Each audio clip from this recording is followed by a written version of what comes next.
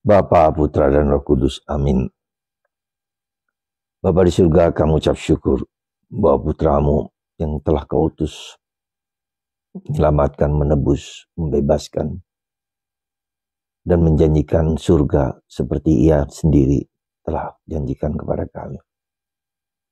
Dan ia kembali kepadamu, Bapa, untuk tetap terus bekerja bagi keselamatan kami. Terpujilah namamu kini dan sepanjang masa. Amin. Para saudara, dalam Injil Yohanes, bacaan Injil hari ini dalam Injil Yohanes bab 3 ada kalimat yang harus membuat kita bangga, yang harus membuat kita sadar, yang harus kita membuat kita percaya dan yakin. Kata-kata Yesus ini, tidak ada seorang pun yang telah naik ke surga selain dia yang telah turun dari surga, yaitu Anak Manusia. Tak seorang pun yang naik ke surga selain dia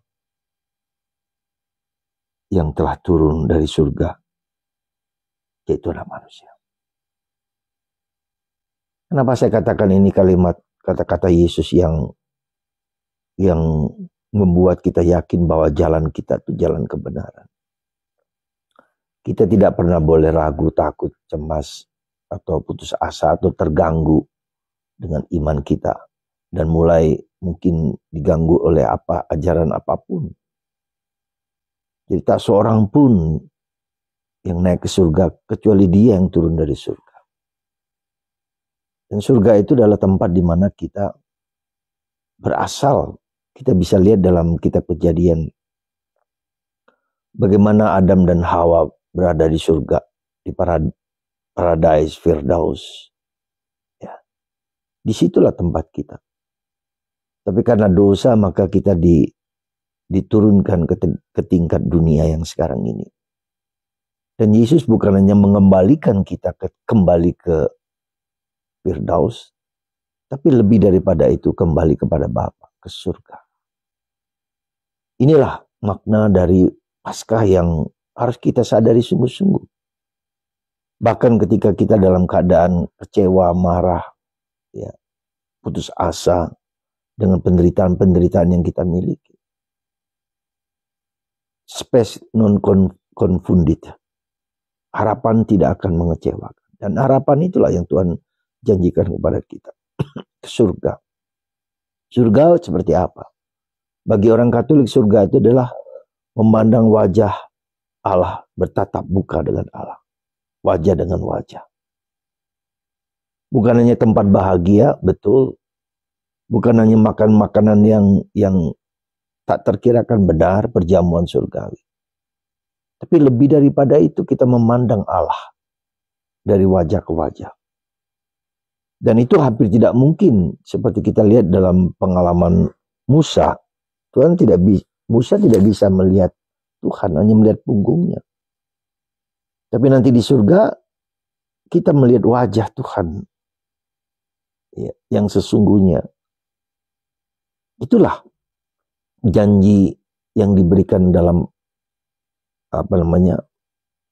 Paskah ini. Maka Paskah menjadi inti, menjadi dasar, menjadi fondasi, menjadi tiang kuat dalam menghayati iman. Maka kalau kita bisa melihat bagaimana dalam kisah para rasul, kisah tentang jemaat-jemaat awali yang memberikan dirinya, menjual harta bendanya untuk hidup bersama, supaya kita sehati, sepikir, sejiwa. Di surga seperti itu, kita sehati, sepikir, sekehendak dengan Allah. Dan itu harus dimulai dengan kehidupan komunitas di mana kita berada. Di dalam komunitas hidup membiara seperti itu, kita diajak untuk sehati, sepikir, sejiwa, seperasaan dalam komunitas itu karena memiliki visi yang sama. Orang mendengarkan pengajaran para rasul, orang melakukan ibadat liturgi bersama, memuji Tuhan. Inilah komunitas yang ideal dalam hidup kita. Ya, komunitas yang ideal sekali lagi.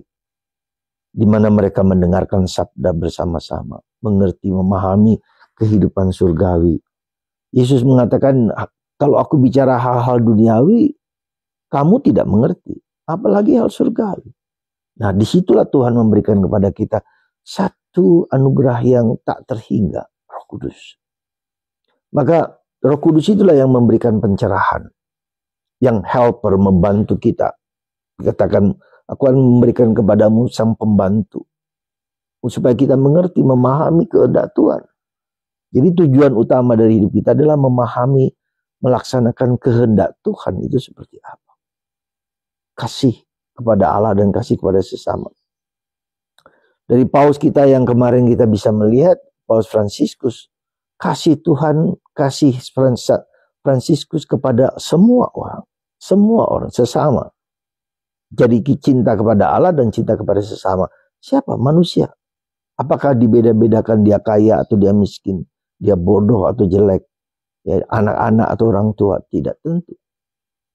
Maka bagaimana kita kasih kepada sesama, apakah dia agama lain, entah Islam, entah Kristen, entah Ortodoks, entah Yahudi, tidak dipedulikan, karena sama. Kita fratelli tutti, kita semua saudara. Bahkan kepada alam semesta, Laudato Si. Karena alam hancur karena perbuatan manusia yang rakus. Ya, jadi coba, mungkin kita harus melihat kembali apa arti mencintai. Bukan hanya mencintai mereka yang ada di sekitar kita, tapi siapapun juga. Hati yang terbuka kepada siapapun.